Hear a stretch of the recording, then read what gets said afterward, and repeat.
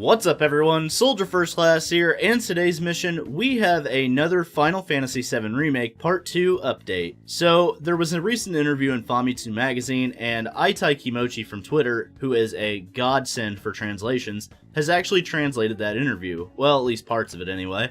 We're going to be talking about that interview and what it means for the future of the series going forward, and some of the details from Part 1 that may have been left out for development reasons. So, first off, gotta give a big shout out to Itai Kimochi. She has been fantastic with translations coming out pretty quickly, as soon as she gets the information anyway. But I want to talk about what she translated first. And basically it's a quote from Famitsu Magazine and the editor of the article. And Kitase backs this up a little bit later with another quote, which we'll go over here in a second. But it says, FF7 Remake is not merely just a remake of a game using modern technology, but a new story. So, you know, obviously there's been kind of a divide in the fan base about whether or not this is a sequel or a remake sequel or whatever the case is. In the Ultimania, it says that it is the 5th title in the compilation. Nomura and Kitase have both kind of gone back and forth on what they want to say when it comes to the story. But Kitase then confirmed in a quote in the interview, and there are several sources for this, so it's not just Itai Kimochi.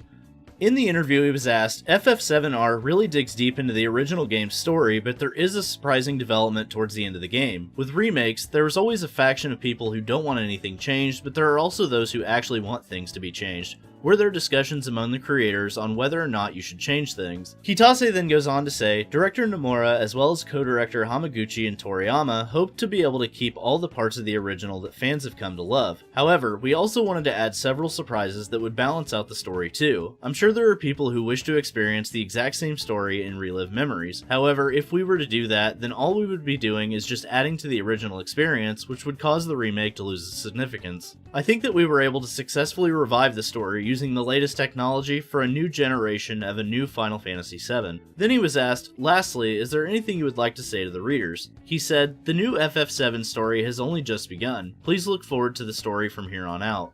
We've talked in the past about how Kitase has been kind of back and forth on whether or not he wants to admit the story is changing, which we all know it is. I mean, I don't know why they're being coy about it. Like, just tell us. Like, we already know. But please confirm it, you know. But anyway, that's basically that part of it. Then we have a quote from Nomura, and this was when he was asked when the next installment will be released. And he said, we know that everyone wants the next installment quickly. We would also like to deliver it as soon as possible. Since we were also able to see the line of quality from the first installment, we hope to make the next installment even better in quality that can make for an even better experience. We would like to get it out as soon as possible, so please wait for it. I think we can clearly convey the direction when we officially announce the next installment. So, from what I'm getting from this, is that once the next installment starts getting ramped up with, like, marketing and advertising, and them starting to show things off, I believe that we're going to know how many parts this game is going to be. Obviously, of course, after 2 entries in the franchise, you would think that we would know, but with all the changes and stuff like that, it's kind of hard to gauge what is actually going on. But I am glad that they are starting to kind of crack the shell of, hey, let's kind of keep everything secret, or, you know, let's be hush-hush about it. Because, honestly, with this type of project and the way it is, there's a lot of unrest because of what we don't know. And I think that's not necessarily a problem, but I think it's something that the developers need to start really being more transparent with. And I'm not saying, like I said in previous videos, I don't want them to spoil anything. I don't want them to give away the plot of the game. I think we're mostly looking for that security blanket of, is this going to be vastly different, or is it going to be a different telling of the same story? And with the ending of the first game, it's kind of hard to gauge with that. So this back and forth stuff is what has been frustrating. And I don't want people to think that I'm not excited for part 2, because I am. But I, as a content creator, want things to go off of. And when they don't give us those, we kind of have to fill in the holes ourselves, and not all the time is that correct. So I am glad that once the direction starts to get revealed with the next installment, that we'll kind of get a gauge of where we're at with it. So next up is a small little thing about Roche, and there is actually a decent sized thing with Roche here in a second, but she says, Toriyama's quote about Roche from Final Fantasy VII Remake, there's a high chance that Roche will be reappearing in the next installment, and then he laughs.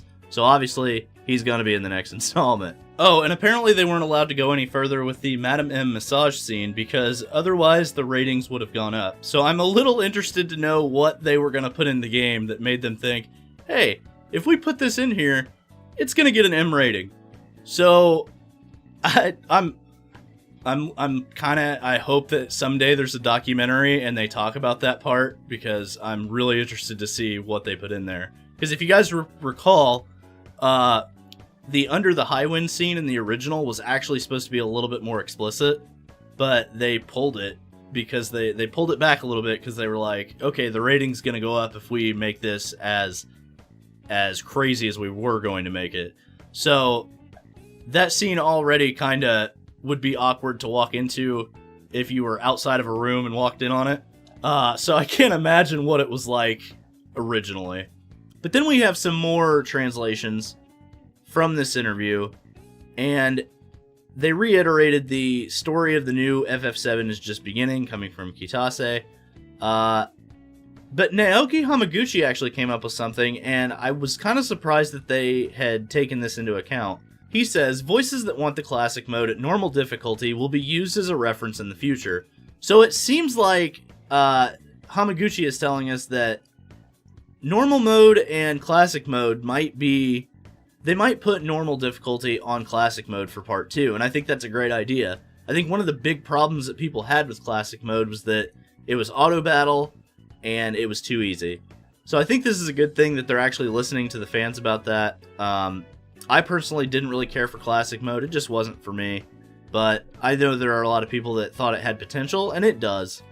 But I really think that it's a good thing that they're listening to us. So, Toriyama, on top of what he said about Roche being in part 2, actually had something to say about Roche in part 1. He says, Roche was scheduled to appear in the final battle, but I removed it because it destroys the serious mood. There was a concept of a battle in the slum area of Chapter 14, but I abandoned it because there is no road for a motorcycle in the slum area. The chances of the next movie appearing increases because of the character who dropped out. So I think it was kind of obvious that Roche was going to be in part 2, but what I think is even more obvious is that Roche was probably going to be used more often in the story. With them telling us it was going to be Chapter 14 and then in the final battle, that kind of goes along with what I had said in a theory about how Roche should be the final battle. But even at the end of Roche's segment, he said something to Cloud like to the effect of, we have higher heights to soar to together.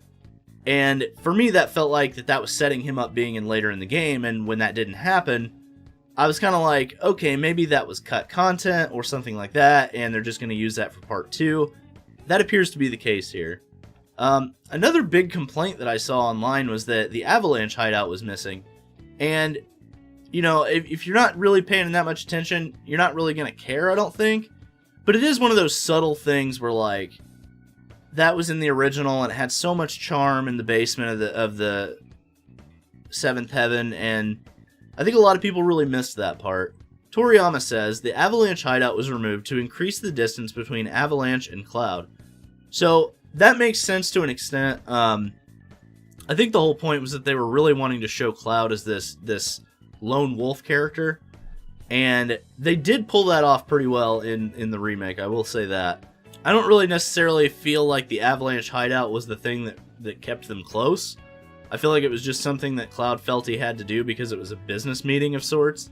So I don't really know if I kind of buy that excuse or not, but it is what it is. That's really about it. It wasn't like a major update, but it was something that I wanted to talk about because I felt like you guys would enjoy hearing about it, and especially like the information about Roche being in part 2, and Nomura wanting to get the second part of the remake out quickly, and Kitase saying that this is a new story. This is not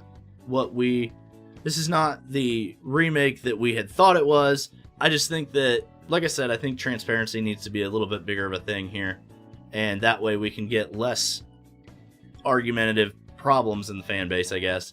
But again, it's their business, and I'm going to just enjoy the ride. So thank you guys for watching, and don't forget to omni-slash that like button. Let me know in the comments section below if you're excited for Final Fantasy VII Remake Part 2. Subscribe to the channel and ring that notification bell to join the ranks of Soldier today. And for all the latest Final Fantasy VII Remake news, rumors, trailers, and updates, I'm Soldier First Class, and I'm on to the next mission. Later, guys.